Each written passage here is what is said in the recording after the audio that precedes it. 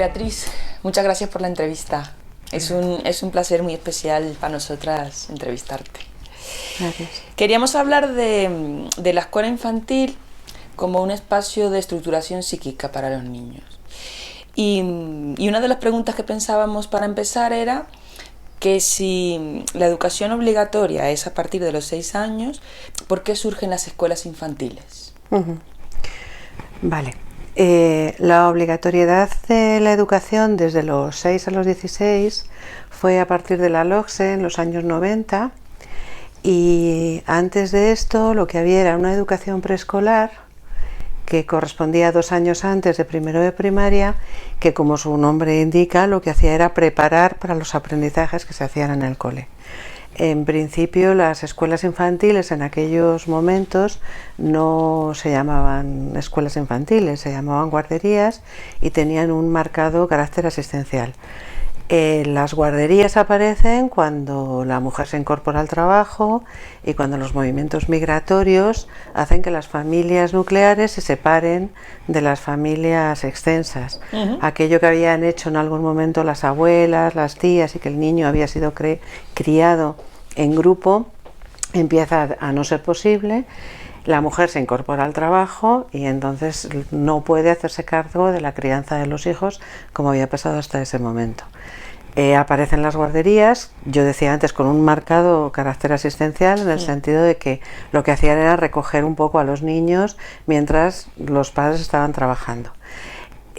Poco a poco ese concepto evolucionó al concepto de escuela infantil, donde ya no había un carácter de recoger a los niños, sino que se entendía que era un lugar de aprendizaje, más bien de lo emocional y de todas aquellas adquisiciones que eran imprescindibles para que el niño pudiera entrar en otro tramo escolar y pudiera estar mejor. Empezó a correrse la idea de que los niños tenían que ir a las escuelas infantiles para socializarse, para hacer amigos, para salir de la casa, pero en el fondo los niños en esas edades no necesitan tanto tener amigos o estar con otros, sino lo que necesitan es alguien que les cuide, que les proteja. Entonces las guarderías dejaron un poco de existir y se estructuraron los tramos en educación de 0 a 3, educación de 3 a 6 y de 6 a 16 obligatorio.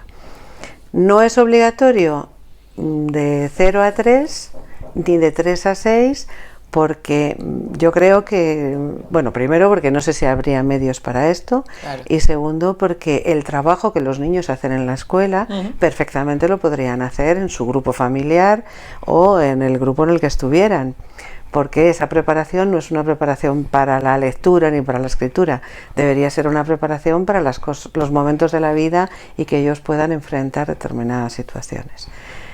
En este momento no es obligatorio de 3 a 6, pero el Estado tiene que proveer a cada familia de una plaza. Esto en otros tiempos no era así, pero ahora es así, y prácticamente el 100% de los niños están escolarizados desde los 3 años, ¿no?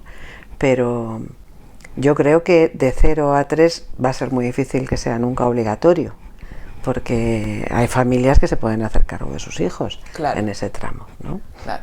O sea que hay un motivo también de los cambios laborales, de los movimientos migratorios, claro, sociales, sí, ¿no? Sí. Y en este sentido, y en tu opinión, ¿cuál sería la edad ideal para que un niño vaya a una escuela infantil? A ver, yo no creo que haya una edad ideal.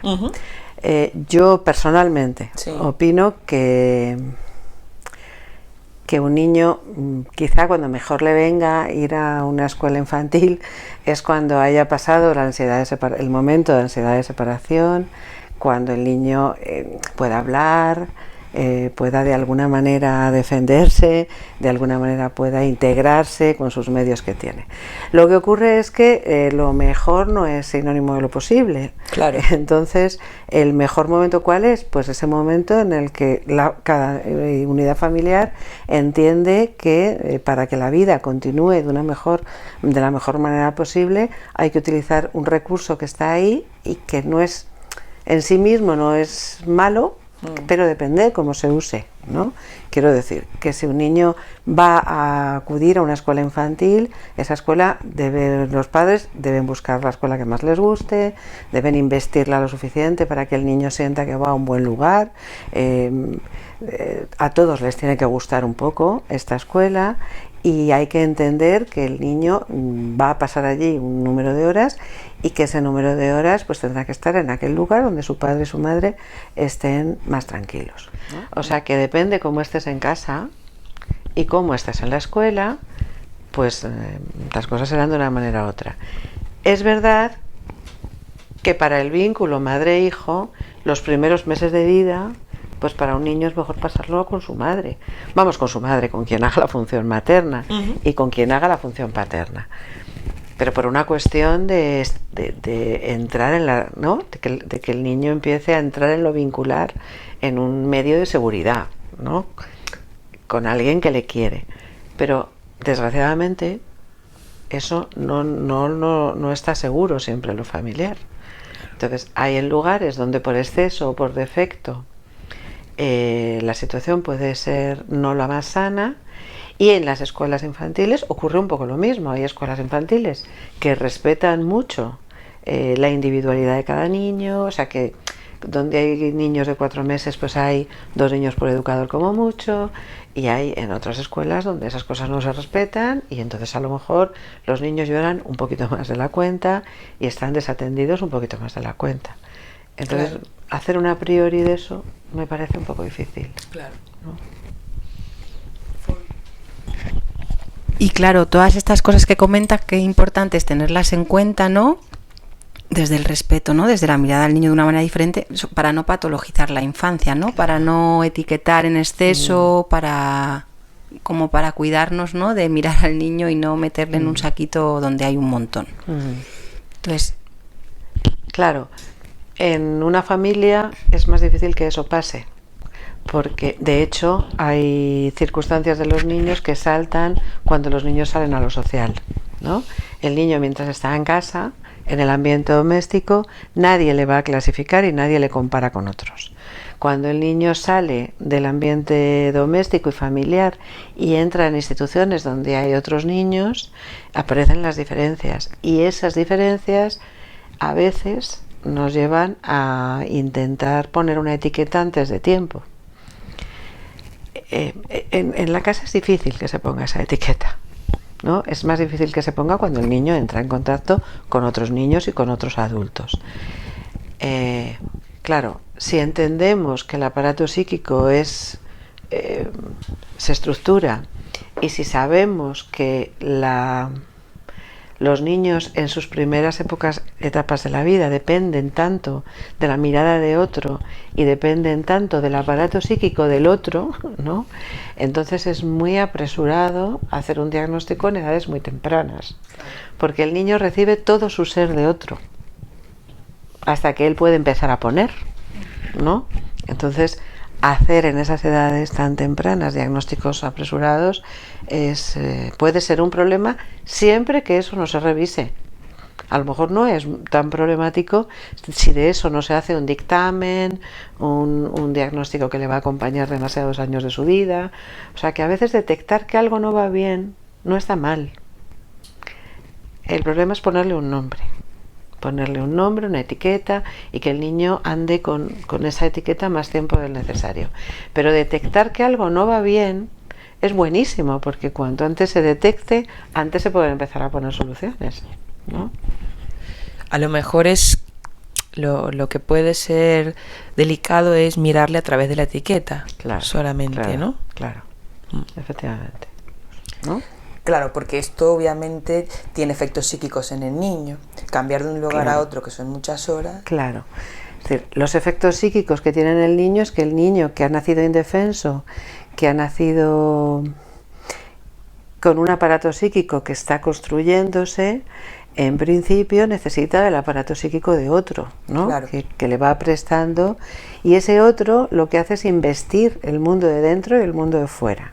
Entonces, el niño está en el mundo porque quien haga de función materna va a investir el mundo, y él creerá que el mundo es lo suficientemente bueno para él o para ella en función de cómo quien haya hecho función materna haya hecho esa tarea, ¿no? Entonces, bueno, pues si esa tarea se hace, las cosas no tienen por qué ir mal. Claro. ¿No? Pues ahora, el niño llega a un lugar donde no conoce a nadie y donde en función del vínculo que haya tenido con sus padres, pues así el niño estará en ese mundo. O sea que el papel de las trabajadoras y trabajadores de una escuela infantil es fundamental. Claro, es fundamental porque los trabajadores y trabajadoras de la escuela infantil tienen que hacer estas funciones que nosotros hemos dicho que son fundamentales para el desarrollo del aparato psíquico del niño, que son la función materna y la función paterna. Yo creo que la función paterna, esa función de separación madre-hijo, la hace la institución, y la función materna, entendiendo función materna como esta función que protege al bebé o al niño, que le provee todas sus necesidades físicas y psíquicas, que cuida de él, ¿no? Que es capaz de investir el mundo con él, ¿no? Los educadores también hacen una tarea de investimiento del mundo, que ponen límites, que le dicen que no a unas cosas y a otras. Esa tarea es una tarea que obligatoriamente hay que hacerla dentro de la escuela infantil. Y los humanos que están en la escuela infantil son los educadores. Claro. No solo los educadores, sino todo el mundo, todas las personas que están formando parte de la escuela infantil tienen que ser conscientes de que ese es un periodo de estructuración, desde la cocinera, claro, que tiene que hacer el puré con todo el cariño del mundo y esté rico para que los niños les gusten, hasta la señora que va a limpiar, que tiene que tener cuidado de dónde coloca las cosas de la limpieza como se hace en las casas, ¿no? Claro. Entonces la escuela infantil tendría que reproducir el ambiente familiar, con la salvedad de que los educadores son educadores y no son los padres, y que ese niño tiene un padre y una madre, o una madre o un padre. Claro. Pero el vínculo que establecen, ese vínculo que tienen los educadores con los niños, con estos niños que son muy pequeños y que son niños que tienen todavía no tienen el aparato psíquico constituido, pues tiene que ser un papel que no es la madre, pero sea capaz de desempeñar la función materna, con todos los límites que tienen esas funciones, porque están en una institución. O sea, quien hace que las educadoras o educadores, que haya un límite entre ellos y los niños, es la institución, que les impone un horario, que les impone un sueldo, unas funciones, ¿no? Claro. Entonces, yo diría que la función paterna es la propia institución y la función materna son las tareas que tienen los educadores en la escuela. Me he quedado pensando en esto que decías de intentar reproducir lo que puede estar en la familia, en la escuela infantil, con tantos niños, ¿no? Es una labor... Claro, ese es uno de los límites. Y difícil, claro. Exacto, esto es uno de los límites que tienen las escuelas infantiles. Claro. No sé, hoy día hay teorías, todas estas teorías de crianza natural y que están como despreciando las instituciones escolares y haciendo otro tipo de atención, que son esta cosa de ahora de las madres de día y estos grupos, donde en realidad el objetivo que ellos tienen es reproducir con muchos menos niños, pero son instituciones que no están controladas por nadie, ¿no? Entonces es verdad que las escuelas infantiles a veces tienen más niños de los que pueden, otras veces no, en edades tempranas no, o sea, en los grupos de bebés suele haber poquitos bebés por educador, pero es verdad que luego el niño está en un medio socializante, claro, que es algo que la familia no tiene, o sea que por un lado es verdad que lo que es la atención no es tan individualizada, pero por otro lado, pues los niños también saben que hay otros niños, que ellos no siempre son los primeros, que no son los únicos, y eso pues a uno tampoco le viene mal en la vida. Claro, eso también estructura, ¿no? Claro.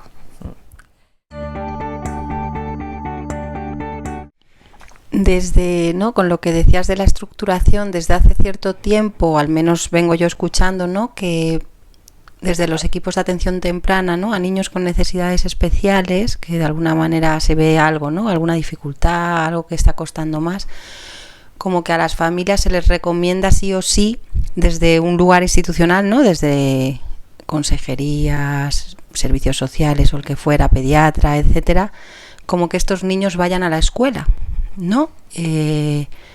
No sé si has podido pensar acerca de esto, ¿qué opinas? Sí. ¿Por qué crees? Sí, a ver, yo creo que las relaciones que se producen con los niños con dificultades, en ocasiones, cuando quien ocupa la función materna tiene un hijo que tiene dificultades, es muy probable que esa relación se convierta en una relación con unas características particulares, ¿no?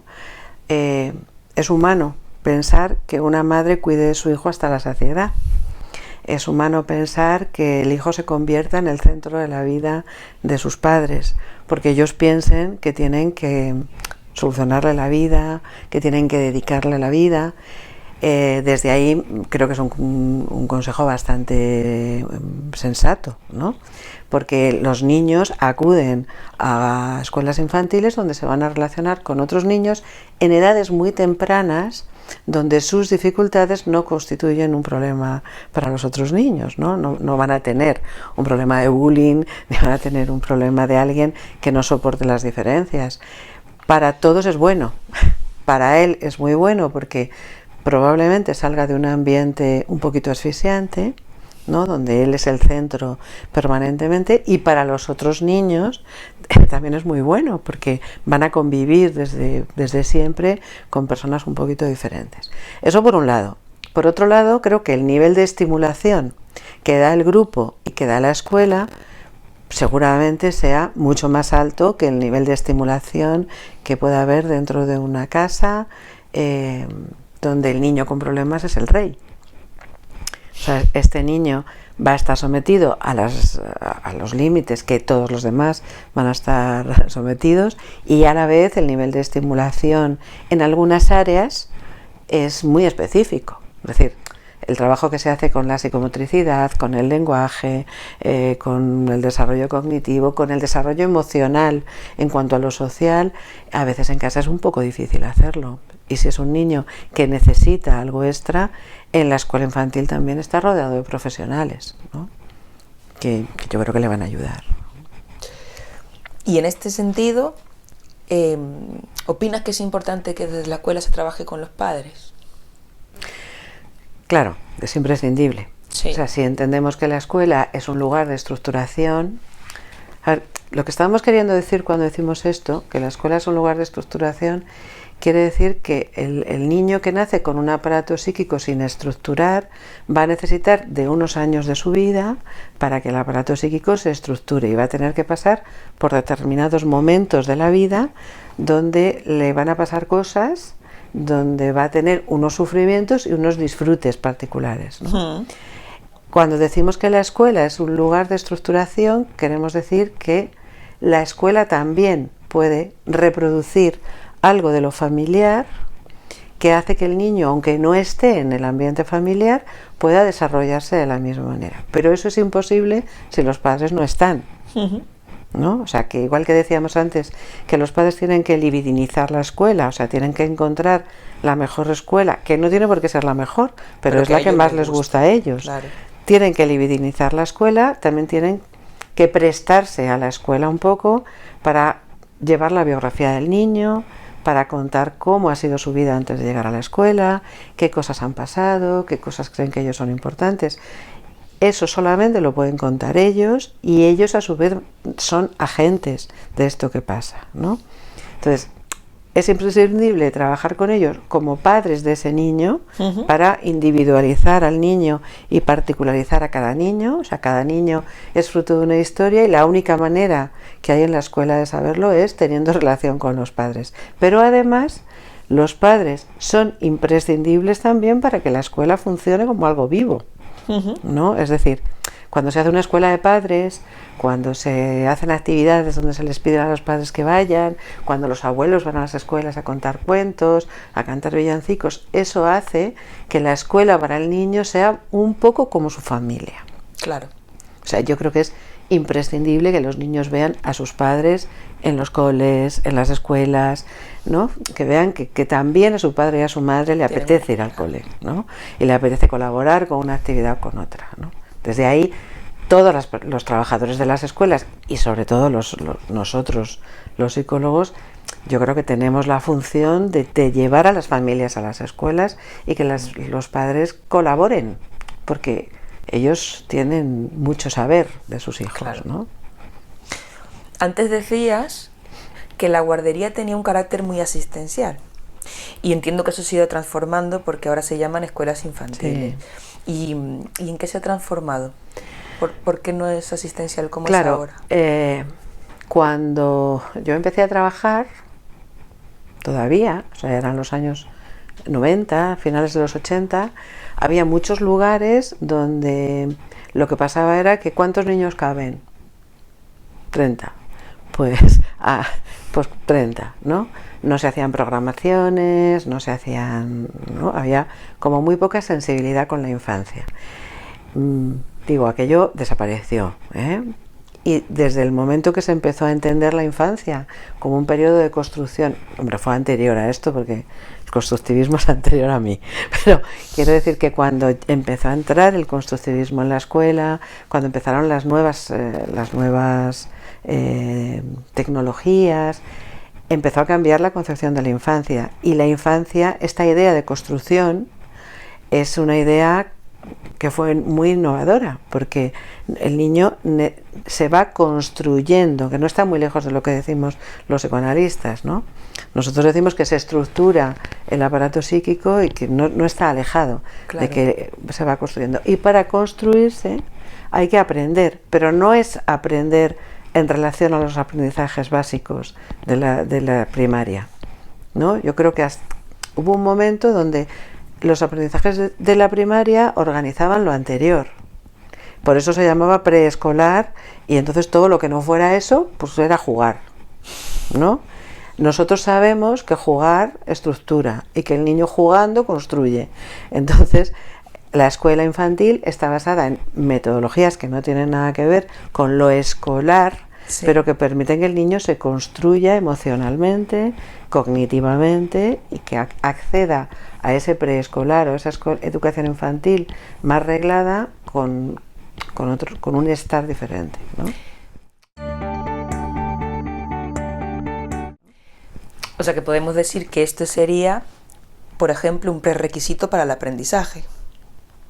Esto que dices de cómo es hoy en día la escuela infantil y todo esto previo del emocional, el juego, sí, la construcción. Sí. Yo creo que de 3 a 6, innegable. O sea, todo lo que pasa entre los 3 y los 6 años, innegable, aunque ahí creo que hay en lugares que están equivocados porque se han propuesto enseñar los aprendizajes básicos. O sea, la escuela infantil no es el lugar de aprender a leer. O sea, el niño tiene que aprender a leer en el colegio, pero ya van casi todos aprendidos porque los niños aprenden a leer solos prácticamente. Claro. Entonces, de 3 a 6 debería ser el lugar donde el niño tuviera esas adquisiciones buenas, con tiempo, sin prisas, ¿no? Uh-huh. Donde el niño pueda tener la suficiente estructuración espaciotemporal, donde el niño tenga una buena imagen corporal, ¿no? Donde haya esos aprendizajes que son las bases de la lectoescritura. Si eso no se hace con el tiempo suficiente, el niño llega al aprendizaje excesivamente apresurado, aprende y luego vienen las dificultades, porque ha aprendido muy deprisa. Eso de 3 a 6. Sí. De 0 a 3 es otro asunto, porque de 0 a 3 estamos en ese cruce entre lo familiar y lo... no sé si llamarlo escolar, yo creo que no es, la palabra no sería escolar, ¿no? Le llamamos escuelas infantiles como ese lugar donde la infancia es lo importante, ¿no? Sí. Lo importante es respetar el ritmo de la infancia, respetar que el niño coma cuando tiene que comer, camine cuando tiene que caminar. Claro, eso entendiendo la infancia como una época de la vida de construcción. Sí. No como que ya vienes directamente a aprender, claro, los contenidos curriculares, claro, que sean. Y que lo que se adquiere necesita un tiempo, ¿no? Y necesita de un encuentro con otro que te enseña, uh-huh, ¿no? O sea, todas las adquisiciones que un niño tiene desde que nace están en relación a otro. O sea, el niño pasa del líquido al sólido porque hay otro que quiere, aprende cuándo hacer pis porque hay otro que quiere, y todas las adquisiciones están en relación a un otro, todas. Entonces, es verdad que es un tiempo donde respetar la infancia quiere decir que hay que respetar el tiempo de cada niño, y que cada niño además es cada niño. No solo se llama de una manera, sino que tiene una historia distinta. Claro. Sí, y además a mí me parece súper importante esto que dices de los ritmos, ¿no? Porque entiendo que aunque sea la infancia algo general, cada niño tiene su ritmo propio. Claro. Y en este encuentro, ¿no?, del niño con la escuela, entiendo que habrá formas de que estos ritmos puedan más o menos adecuarse de ambas partes, ¿no? Porque la escuela también tendrá su ritmo y los niños y las familias también. ¿Y esto cómo se suele hacer en las escuelas infantiles? La manera de encajar los ritmos, o sea, primero tiene que ser una escuela que entienda que hay ritmos distintos, ¿no? O sea, que todos los agentes de la escuela contemplen la infancia de esa manera. Claro. O sea, que contemplen que cada niño tiene su ritmo, su momento, y que cada niño está en un momento particular de su vida, ¿no? Y que en la vida de ese niño están influyendo muchas cosas, porque no sé, igual en la vida de la familia están pasando cosas que al niño le repercuten directamente. Me parece que primero tiene que haber una institución que tenga al frente a alguien que acepte esta premisa, sí, la premisa de la diversidad y la premisa de que cada niño es un caso único.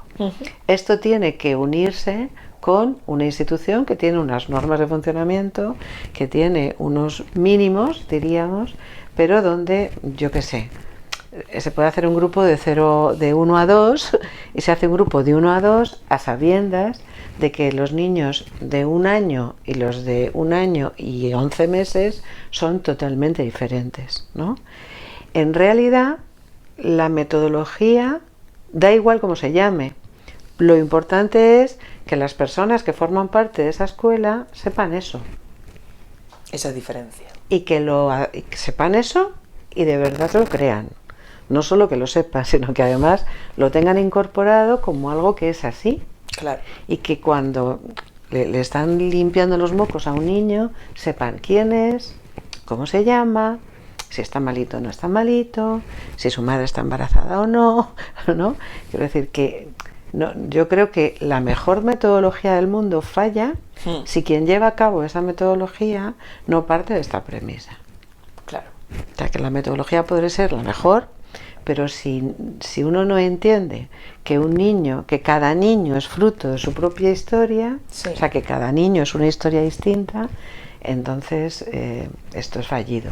Sobre todo en estas edades, porque hay otras edades ya donde los niños cada niño es un mundo y sí, cada niño es una historia, pero las cosas son un poquito más diferentes, ¿no? Entonces, en ese sentido, pues los periodos de adaptación, los momentos vitales en la vida de un niño de 0 a 3, como pueden ser los cambios de alimentación, el control de esfínteres, los problemas con el sueño, los asuntos relativos a la higiene, o sea, ese tipo de cosas que para nosotros son tan importantes, porque nosotros entendemos que ahí lo pulsional se está poniendo en juego todo el rato, ¿no? Es importante que quien esté fuera sea alguien capaz de ligar esa energía o ese exceso pulsional y lo pueda convertir en palabras o lo pueda convertir en algo que para el niño sea asumible, ¿no? Los periodos de adaptación, pues no solamente es indicador de que el niño está adaptado o no si llora o no llora. Sí. Yo me preocuparía mucho de un niño que no llorara cuando fuera a la escuela infantil, porque el niño que va a la escuela infantil y tiene 1 año ya sabe lo que deja en casa y ya sabe que va a un mundo que no conoce, y evidentemente cuando quien vaya a dejarle se marche, llorará, Pero eso no quiere decir que no se vaya a poder adaptar. Lo único que quiere decir es que es un niño que nota los cambios. Claro. Y que ha establecido un vínculo bastante bueno con su familia, y que dejar ese vínculo y establecerlo con otro, pues a lo mejor así de entrada no va a ser fácil. Pero si él fue capaz de establecer un buen vínculo con su familia y su familia está bien vinculada con la escuela, el niño establecerá un vínculo antes o después con la escuela y con quien le quiera en esa escuela. Ahora bien, hasta que eso pase, hay un periodo de tiempo en el que cada escuela y desde cada metodología se lo van a plantear de una manera distinta. Lo más importante es que esto salga bien. Claro. Entonces, en cada metodología se planteará de una manera distinta. Si se contempla la adaptación, quiere decir que se contempla que algo pasa cuando el niño entra a la escuela, ¿no? Cuando un niño no llora, lo primero que tendríamos que pensar es que lo emocional no lo está pudiendo tramitar, y pensaríamos algo acerca de ese vínculo, de cómo es ese vínculo que deja y cómo es el vínculo que va a empezar. Que va a construir. Es verdad que un niño de 4 meses, por ejemplo, es muy pequeñito y tenemos a veces pocos signos para saber el vínculo que tiene y el vínculo que enfrenta. Y a mucha gente le parece que es la mejor edad para dejar a un niño en una escuela infantil. Pues a lo mejor por esa indefensión que tiene el bebé no es la mejor edad, lo cual no quiere decir que si es necesario haya que hacerlo. Y haya que hacerlo de la mejor manera posible, ¿no? Los niños pequeños no lloran, pero se ponen malitos muchas veces. Claro. Y entonces muchas veces hay que dejar de llevarlos, hay que volver a casa una semana porque la bronquiolitis no cede. Todo eso, pues también son cosas que un cuerpo está diciendo cuando uno no tiene palabras para poder decir, ¿no? Entonces, bueno, hay que contemplar estas cosas, ¿no? Si el niño tiene un objeto transicional, pues habrá que dejarle que se lleve el objeto transicional, porque le va a ayudar a estar en el otro lugar con ese objeto cargado de cosas maternas, de cosas familiares, y el niño cuando tenga angustia pues cogerá su osito, su manta o su chupete y se tranquilizará, ¿no? Claro. Entonces, bueno, hay que entender que cada niño necesitará una manera distinta de enfrentar la adaptación o de enfrentar los conflictos y los momentos más conflictivos que se vayan dando durante su paso por la escuela infantil, que son muy importantes. Es que un control de esfínteres bien hecho asegura algunas cosas en la vida adulta. Claro. A propósito de esto de etiquetar a los niños, de los diagnósticos, recientemente se está creando y se ha creado el Fórum Infancia de aquí de Madrid, a partir del cual habrá unas jornadas a finales de febrero, y nos gustaría que nos hables un poco de el motivo de la existencia de este fórum y cuál es el objetivo. A ver, el motivo de la existencia del fórum pues tiene que ver con que estos últimos años, bueno, ya de un tiempo a esta parte, nos parece a bastantes profesionales que trabajamos con niños o con personas que trabajan con niños, que hay un sobrediagnóstico en edades muy tempranas. Y que hay un sobrediagnóstico y que a un mismo diagnóstico se está planteando una única solución, la misma para todos, cosa que va un poco en contra de todo lo que hemos venido haciendo hasta ahora. Es decir, que valga una misma medicación para todos los niños que según algunos tienen hiperactividad es algo como decir que todos tienen el mismo sufrimiento, ¿no? Claro. Entonces nosotros pensamos que el sufrimiento es individual, que cada uno sufrimos de cosas distintas, aunque se llame lo mismo. Nos reunimos unos cuantos profesionales invitados a reunirnos por Beatriz Janín, que nos contó la existencia del fórum en Argentina y en Brasil y en México, y pensamos que nos apetecía organizarlo en Madrid, que se llamará Fórum Infancias Madrid. Y el fórum ha servido para unir a profesionales de distintas disciplinas con la idea de poder trabajar en el grupo y ver si podemos trabajar con algunos agentes sociales la idea de sobrediagnóstico y sobre todo de pensar que la medicación no tiene por qué ser la primera respuesta al malestar infantil, ¿no? Que no sabemos si hará falta o no, pero no como primera opción. Y un poco reivindicar un diagnóstico razonable donde a cada niño podamos pensar de que sufre cada niño, ¿no? No pensar en un sufrimiento que nos iguale a todos. En ese sentido, bueno, pues el fórum está en marcha, va a andar ya en las jornadas del día 22 y esperamos que a partir de las jornadas tengamos cosas que hacer y objetivos que plantearnos, que tendrán que ser trabajar con grupos de profesores, con grupos de padres, con las APAs, ir a los colegios, bueno, no sé, ver un poco si podemos difundir esta manera de verlo, que no es nueva, que es la manera que desde el psicoanálisis es la manera en la que se ha abordado el sufrimiento infantil, pero que no solamente es del psicoanálisis, o sea que también hay pediatras, hay maestros, hay gente del mundo de los servicios sociales que piensan que cada niño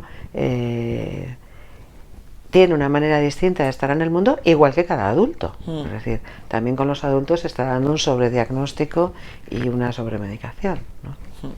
Las jornadas que organiza el Fórum, Crecer sin Etiquetas, propuestas ante la patologización en la infancia y en la adolescencia, ¿qué temáticas se van a tratar? A ver, la idea del Fórum, la idea de las jornadas, perdón, es por un lado, además de visibilizar el Fórum, también tienen un carácter fundante del que va a salir un manifiesto donde vamos a plantear la manera que tenemos de entender el asunto todos los profesionales que formamos el Fórum. Y la jornada fundamentalmente tiene 3 partes. Sí. Una primera parte en la que Beatriz Janín va a dar una conferencia donde va a centrar un poco el tema sobre todo desde el trabajo que ellos vienen haciendo ya desde hace años en el Fórum Argentina. Luego va a haber una primera mesa con la idea de centrar el tema en distintos ámbitos de intervención con la infancia, donde va a haber una persona que proviene del mundo de la educación, una persona que viene de servicios sociales y personas que están en salud mental, en la atención pública y en un dispositivo de atención a la infancia. Luego habrá una segunda mesa donde habíamos pensado hacer una mesa más interdisciplinar, donde se va a abordar el asunto desde el punto de vista de los profesores. Habrá un profesor de primaria y uno de secundaria, va a haber un antropólogo, una persona que va a abordarlo desde el punto de vista legal, sí, y una persona que va a hacer un abordaje un poco desde la filosofía. Un poco la idea es abordar el asunto desde la interdisciplinaridad, ¿no? De ahí se leerá un manifiesto y al que nos adheriremos las personas que estemos en la jornada, con la intención un poco de difundir este manifiesto a distintas asociaciones, a distintos grupos que estén en contacto con la infancia y que puedan estar interesados en trabajar con nosotros, ¿no? Estas son un poco la idea, claro, de las jornadas, sobre todo, bueno, pues para que sea una cosa fundante y que nos dé un poquito de cuerpo, ¿no? Claro. Y que podamos compartir cosas, ¿no? Pues allí nos veremos. Sí. Beatriz, muchas gracias no solo por la entrevista, sino por tu cercanía, por tu sensibilidad y por tu implicación en la infancia en general. Ha sido un verdadero placer. Gracias. Gracias a vosotras.